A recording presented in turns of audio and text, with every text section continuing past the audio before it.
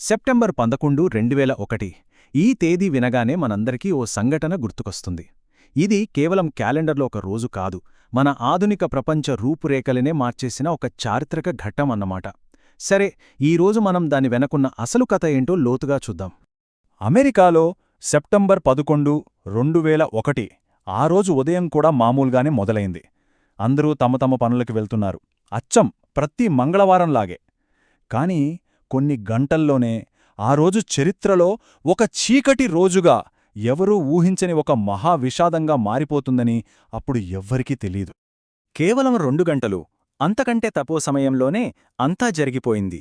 ఒక పక్కా ప్రణాళికతో అమెరికా మీద దాడి జరిగింది.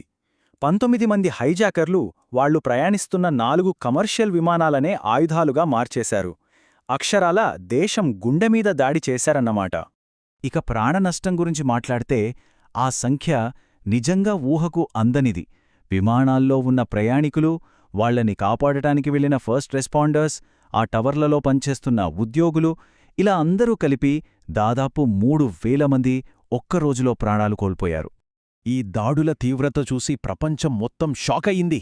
అసలిది ఎలా జరగగలిగింది, ఇంత పెద్ద దాడిని ఎలా చేయగలిగారు అనే ఒకే ఒక్క ప్రశ్న అందరిని తొలిచేసింది. దీనికి సమాధానం ఆ రోజు దొరకదు. దానికోసం మనం కొన్ని దశాబ్దాలు వెనక్కి వెళ్ళాలి. చాలామంది అనుకున్నట్టు 9/11 దాడుల కథ ఆ రోజు ఉదయం మొదలవ్వలేదు. దాని మూలాలు చాలా లోతుగా, కొన్ని దశాబ్దాల క్రితం కోల్డ్ వార్ నాటి భౌగోళిక రాజకీయాల్లో పాతుకుపోయున్నాయి. సో ఇక్కడ ఏం జరిగిందంటే, సోవియట్ యూనియన్ను ఎదుర్కోవడానికి అమెరికా ఒక ఎత్తుగడ వేసింది. ఆఫ్ఘనిస్తాన్లో సోవియట్ యూనియన్కు వ్యతిరేకంగా పోరాడుతున్న ముజాహిద్దీన్ యోధులకు డబ్బు, ఆయుధాలిచ్చి మద్దతిచ్చింది.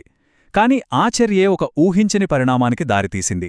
అంటే తెలియకుండానే భవిష్యత్తులో తమపైనే దాడి చేసే ఒక నెట్వర్క్ను బలోపేతం చేయడానికే అమెరికాయే సహాయపడినట్టయింది. అయితే ఈ అల్-ఖాయిదా అసలు లక్ష్యమేంటి? అది కేవలం ఏదో ఒక ప్రాంతానికి సంబంధించిన సంఘర్షణ కాదు. వాళ్ల ముఖ్య ఉద్దేశం ముస్లిం దేశాల నుండి పాశ్చాత్య దేశాల ప్రభావాన్ని పూర్తిగా తరిమికొట్టాలి. చివరికి అమెరికాపై ఒక ప్రపంచ యుద్ధం, అంటే జిహాద్ ప్రకటించాలి. సరిగ్గా ఈ ఆలోచనే దానిని ఒక ప్రాంతీయ గ్రూప్ నుండి ప్రపంచ ఉగ్రవాద సంస్థగా మార్చేసింది. ఇక దాడులు జరిగిన కొన్ని గంటల్లోనే ప్రపంచం మొత్తం మారిపోయింది.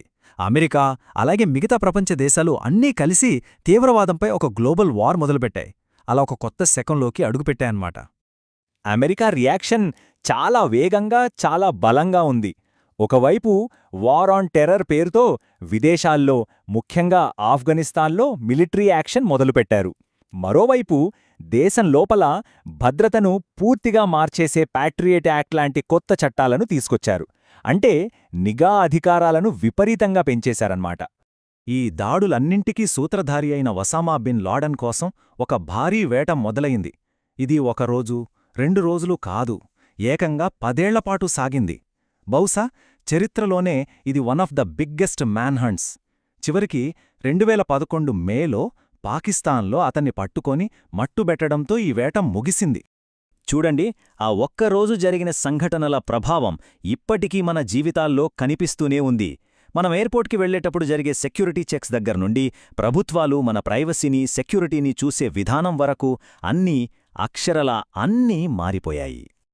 అయితే దాడుల తర్వాత జరిగిన విచారణలో ఒక షాకింగ్ నిజం బయటపడింది. ఏంటంటే, ఇది అమెరికా ఇంటెలిజెన్స్ ఏజెన్సీల వైఫల్యం. CIA, FBI లాంటి సంస్థల మధ్య సరైన కమ్యూనికేషన్ లేదు.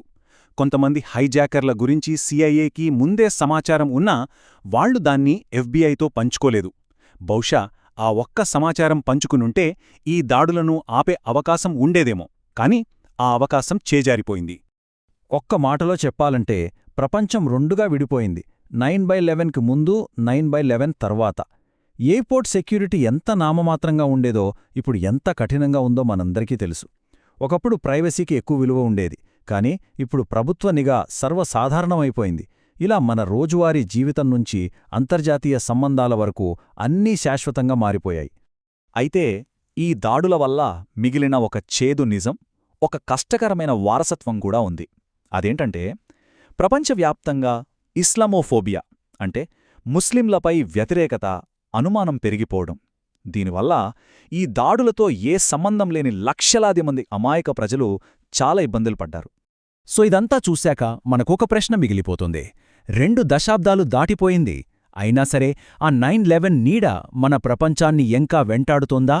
ఫారెన్ పాలసీ నుండి మన వ్యక్తిగత స్వేచ్ఛల వరకు ప్రతి దానిపైన దాని ప్రభావం ఇంకా కొనసాగుతూనే ఉందా? ఇది మనం ఆలోచించాల్సిన విషయం.